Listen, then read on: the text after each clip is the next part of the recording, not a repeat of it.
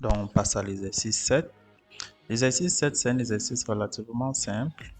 Alors, il s'agit de répondre aux 4 questions ci-après.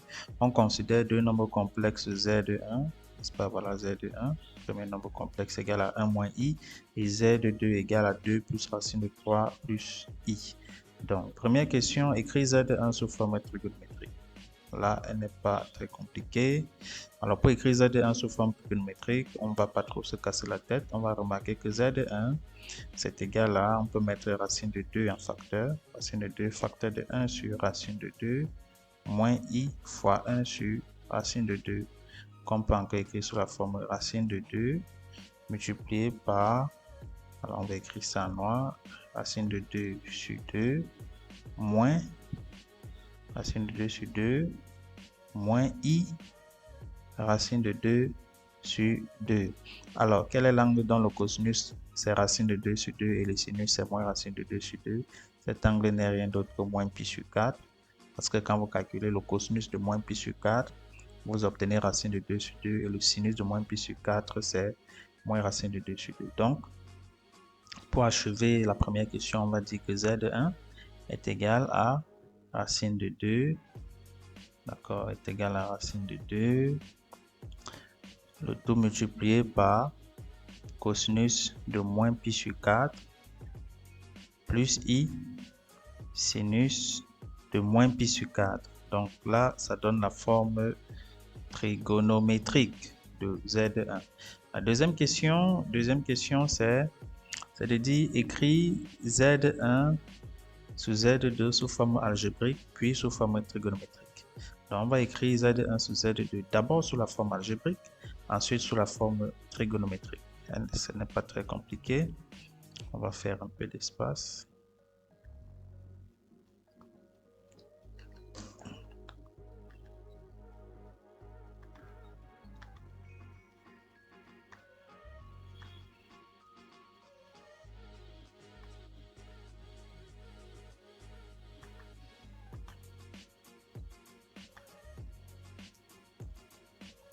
Très bien. Donc, allons-y. Alors, Z1 sur Z2. Z1 sur Z2 égale à combien? Alors, Z1, c'est 1 moins i divisé par Z2, c'est 2 plus racine de 3 plus i. Très bien. 2 plus racine de 3 plus i. On va conjuguer cette expression. On va dire que c'est 1 moins i facteur de 2 plus racine de 3 moins i, l'expression conjuguée du dénominateur, divisé par 1 moins i facteur de, non, pas 1 moins i, pardon, divisé par 2 plus racine de 3 plus i, multiplié par son conjugué, c'est-à-dire 2 plus racine de 3 moins i, tout simplement. Et qu'est-ce qu'on obtient? Alors, si on développe le numérateur, ça va faire 1 multiplié par tout ça, ça fait, on va écrire en bleu, ça va faire 2 plus racine de 3, 2 plus racine de 3, moins i, d'accord? Donc 1 fois moins i, ça fait moins i. Maintenant, moins i multiplié par 2 plus racine de 3, ça fait encore moins i, facteur de 2 plus racine de 3. Et enfin, moins i fois moins i, ça fait plus i au carré, c'est-à-dire moins 1. Moins 1. Moins i fois moins i, c'est i au carré, c'est-à-dire moins 1. Le tout divisé par, alors, on a z fois z bar. Un nombre complexe multiplié par son conjugué est égal au module de z au carré. Donc, ici, il va falloir calculer le module de ce dénominateur. Et qu'est-ce qu'on va obtenir en fin de compte? On va obtenir au dénominateur 2 plus racine de 3 au carré plus 1 au carré. Très bien. Donc, qu'est-ce qu'on obtient alors? On obtient Z1 sur Z2. Z1 sur Z2 égale à, le numérateur, si on réduit, ça va faire 2 plus racine de 3 moins 1. On regroupe les parties réelles entre elles. Et ensuite, la partie imaginaire entre elles. Moins I, facteur de 1 plus 2 plus racine de 3. Le tout divisé par... Alors, ça va faire 2 plus racine de 3 au carré, c'est 4 plus 3 plus 4 racine de 3. Ensuite, plus 1. Ça va donc donner... alors, 2 plus racine de 3 moins 1, ça fait 1 plus racine de 3. 1 plus racine de 3. Moins I, facteur de 3 plus racine de 3. Le tout divisé par 8 plus 4 racine de 3. Donc, si on calcule encore bien, qu'est-ce qu'on obtient?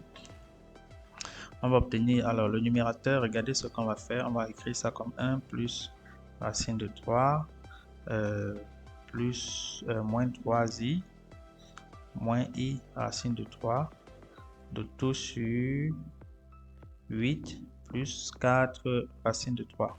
N'oubliez pas, la question posée, c'est d'écrire Z1 sur Z2 sous forme algébrique, d'accord, et sous forme trigonométrique. Donc, on va écrire ce nombre complexe ici, Z1 sur Z2, sous forme algébrique, c'est-à-dire qu'il faut l'écrire sous la forme A plus IB.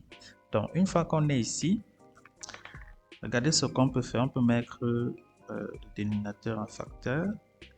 On va écrire 1 sur... Pardon. Alors, il fait un peu d'espace.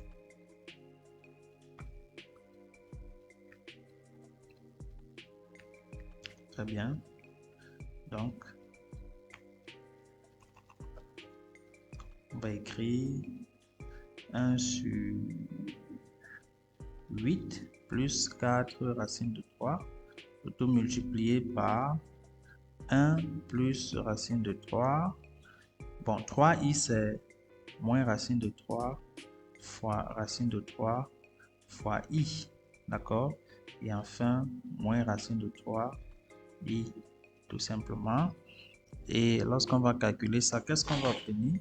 On va obtenir au dénominateur, d'abord, c'est 1 sur 8 plus 4 racine de 3, le tout multiplié par, alors, on va écrire 1 plus racine de 3. Il y a un facteur commun là, qui est racine de 3i. D'accord, on va mettre moins racine de 3i en facteur. On va rester avec quoi? Racine de 3 plus 1. Très bien. Donc, tout ceci va donner 1 sur 8 plus 4 racine de 3.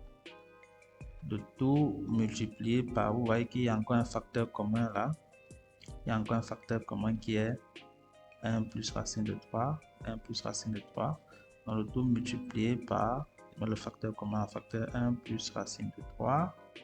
On va rester avec 1 moins i racine de 3. Très bien.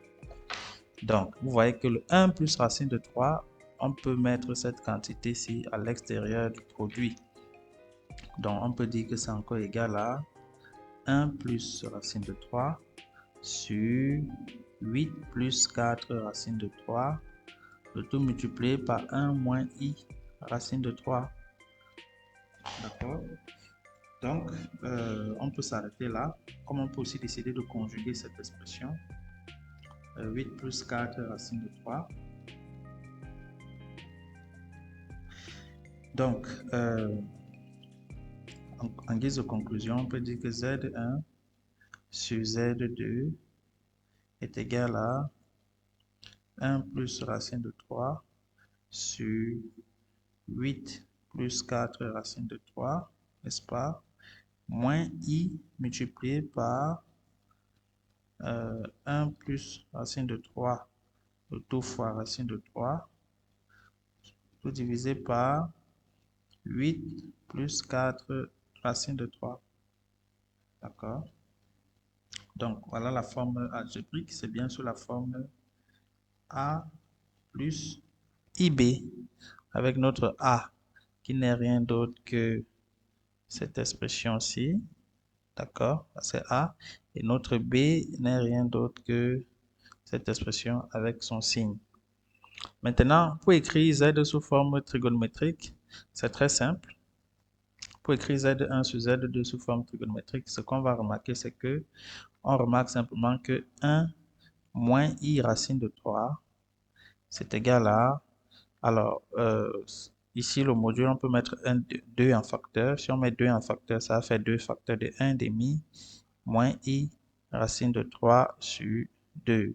Vous voyez que ça, c'est les cosinus et les sinus des angles classiques. Ça va donc faire 2 multiplié par... Quel est l'angle dont le cosinus c'est 1 demi et le sinus c'est moins racine de 3 sur 2? Cet angle n'est rien d'autre que moins pi sur 3. D'accord? Cosinus de moins pi sur 3 plus i sinus de moins pi sur 3. Très bien. Donc, une fois qu'on remarque cette écriture, on peut donc venir remplacer ici par son expression trigonométrique. Donc, on va écrire que z1 sur z2 est égal, on a d'abord 1 plus racine de 3 sur, sur 8 plus 4 racine de 3. Mais au lieu d'écrire 8 plus 4 racine de 3, on va mettre 2 en facteur pour pouvoir simplifier après. Sur 2 facteur de 4 plus 2 racine de 3. D'accord? Tout multiplié par 1 moins i racine de 3 dont la forme trigonométrique c'est 2 multiplié par cosinus de moins pi sur 3 plus i sinus de moins pi sur 3. Très bien. Donc, vous voyez que ici, il y a des 2 qui vont se simplifier. Ce 2 va se simplifier avec ce 2. D'accord? Et une autre chose qu'il faut remarquer aussi à ce niveau, c'est que 4 plus 2 racines de 3, c'est égal à racine de 3 au carré. Bon, on va écrire simplement. C'est égal à 3 plus 1 plus 2 fois 1 fois racine de 3. C'est-à-dire, on peut encore écrire ça sous la forme racine de 3 au carré plus 1 au carré plus 2 fois 1 fois racine de 3. Vous voyez que ça, c'est une identité remarquable. A carré plus b au carré plus 2ab. N'est-ce pas? Ceci n'est rien d'autre que a plus b au carré. A plus b au carré. Donc, cette quantité, c'est 1 plus racine de 3 au carré, tout simplement. Donc, finalement, qu'est-ce qu'on va avoir ici? Donc, si on essaie de, de remplacer, de supprimer tout ça, on se débarrasse de tout ça. On sait que 4 plus 2 racines de 3 est égal à 1 plus racine de 3 au carré. Donc, on aura donc z1 sur z2 égale, le numérateur c'est 1 plus racine de 3, le dénominateur qui est 4 plus 2 racines de 3 n'est rien d'autre que 1 plus racine de 3 au carré, multiplié par cosinus de moins pi sur 3 plus i fois le sinus de moins pi sur 3. D'accord? On peut simplifier encore ici. On va donc dire que c'est égal à 1 sur 1 plus racine de 3, tout multiplié par cosinus de moins pi sur 3, plus i sinus de moins pi sur 3. Très bien. Donc ici, on peut encore conjuguer ça. On peut conjuguer 1 sur 1 plus racine de 3, si vous voulez. Mais on peut aussi s'arrêter là. Donc voilà Z1 sur Z2 sous forme algébrique. D'accord, voici la forme algébrique ici. Voici la forme algébrique. Voici. Tac. Et voici la forme trigonométrique que nous avons calculée ici. Donc, voilà, c'est tout pour la deuxième question. Ensuite, troisième question, on déduit la formule trigonométrique de Z2. Pour déduire la formule trigonométrique de Z2, on va tout simplement utiliser les résultats précédents. Donc, troisième question, forme trigonométrique de Z2. On est à la troisième question. Donc, Z2 égale à quoi? On veut sa forme trigonométrique. Ce qu'il faut savoir, c'est que on peut écrire Z2 sous la forme Z2, pardon. On peut écrire Z2 sous la forme Z2 multiplié euh, par Z1 divisé par Z1. D'accord? Et on peut encore remarquer que ça peut s'écrire sous la forme euh, alors Z2. Oui, donc ça peut encore s'écrire sous la forme Z1 multiplié par Z2 sur Z1. D'accord? Très bien. Maintenant, on peut dire que c'est encore égal à Z1 multiplié par l'inverse de Z1 sur Z2. Comme ceci. Or, qu'est-ce qu'on sait? On connaît la forme trigonométrique de Z1. On connaît aussi la forme trigonométrique de Z1 sur Z2. Donc, on va donc écrire la forme trigonométrique de Z2. La question, c'est bien de déterminer la forme trigonométrique de Z2. Donc, pour trouver la forme trigonométrique de Z2, on va donc écrire que Z2 qui est égal à Z1 fois 1 sur Z1 sur Z2. La forme trigonométrique de Z1, si on revient, la forme trigonométrique de Z1, elle est là. Racine de 2 multiplié par cosinus de moins pi sur 4 plus i sinus de moins pi sur 4.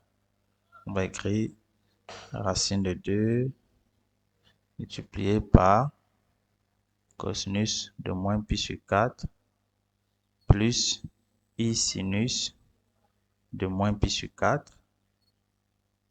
D'accord? Multiplié par 1 sur la forme trigonométrique de Z1 sur Z2 qui n'était rien d'autre que 1 sur 1 plus racine de 3 multiplié par cosinus de moins pi sur 3 plus i sinus de moins pi sur 3. D'accord? Donc voilà la forme trigonométrique. Donc si on essaie de faire les calculs, on va rassembler, on aura racine de 2 multiplié par 1 plus racine de 3. D'accord? Puisque ici c'est 1 sur 1 plus racine de 3. Donc quand ça va monter, ça va faire racine de 2 fois 1 plus racine de 3. Multiplié par, au numérateur, on aura cosinus de moins pi sur 4 plus i sinus de moins pi sur 4. Le tout divisé par cosinus de moins pi sur 3 plus i sinus de moins pi sur 3. Très bien. Donc, une fois qu'on a fait ça, le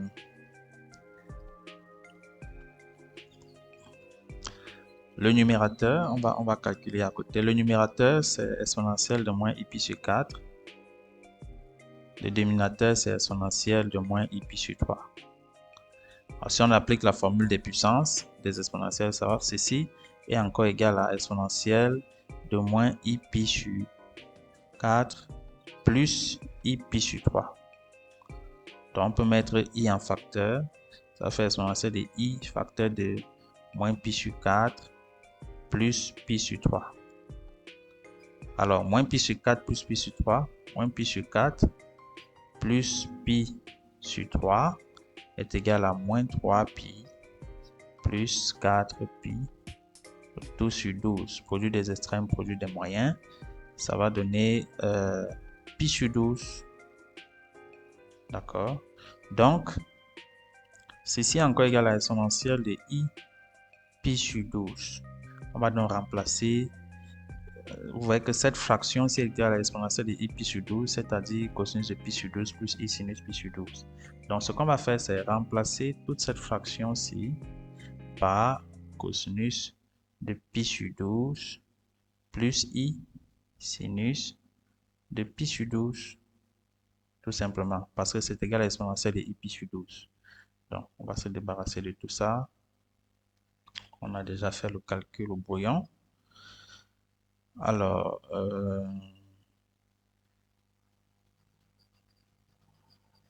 voilà.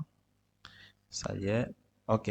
Donc, c'est égal à racine de 2 plus racine de 6, le tout multiplié par cosinus de pi sur 12 plus i fois le sinus de pi sur 12. Donc voilà la forme trigonométrique de Z2. C'est ce qu'il fallait démontrer pour résoudre cette question. Très bien. Donc, maintenant, la dernière question, en déduire la valeur de cosinus pi sur 12 et de sinus pi sur 12. Donc, pour déduire la valeur de cosinus pi sur 12 et de sinus pi sur 12, c'est très simple. Ce qu'on va faire, c'est écrire Z2 sous ces deux formes. D'accord? Dans la quatrième question, on demande de déduire cosinus de pi sur 12, c'est égal à combien? D'accord? Et le sinus de pi sur 12, c'est égal à combien? Alors, pour le cosinus de pi sur 12, on va dire tout simplement que Z2 est égal à racine de 2 plus racine de 6, le tout multiplié par quoi? Par cosinus de pi sur 12 plus i sinus de pi sur 12. Donc, ça, c'est la forme trigonométrique. On sait que la forme algébrique, c'est aussi 2 plus racine de 3 plus i. Donc, si on identifie les parties réelles, la partie réelle de ce côté, du côté de la forme trigonométrique, la partie réelle, c'est racine de 2 plus, c'est racine de 2 plus racine de 6, le tout multiplié par cosinus de pi sur 12. Ceci est égal à la partie réelle de la forme algébrique, c'est-à-dire 2 plus racine de 3. Donc de là, on peut tirer cosinus pi sur 12. Cosinus de pi sur 12 est donc égal à combien? Est égal à 2 plus racine de 3, tout divisé par racine de 2 plus racine de 6. Et on peut conjuguer ça pour avoir une expression plus commode. Et la partie imaginaire, la partie trigonométrique, la forme trigonométrique, c'est racine de 2 plus racine de 6, le tout multiplié par sinus de pi sur 12 égale à la partie imaginaire de la forme algébrique de Z2, on se rassure, oui, c'est bien égal à 1. D'accord, cette partie imaginaire égale à 1, ça veut tout simplement dire que si on tire sinus de pi sur 12, sinus de pi sur 12, on va dire que c'est égal à 1 sur racine de 2 plus racine de 6. D'accord. Et on peut donc conjuguer les expressions et avoir le résultat final.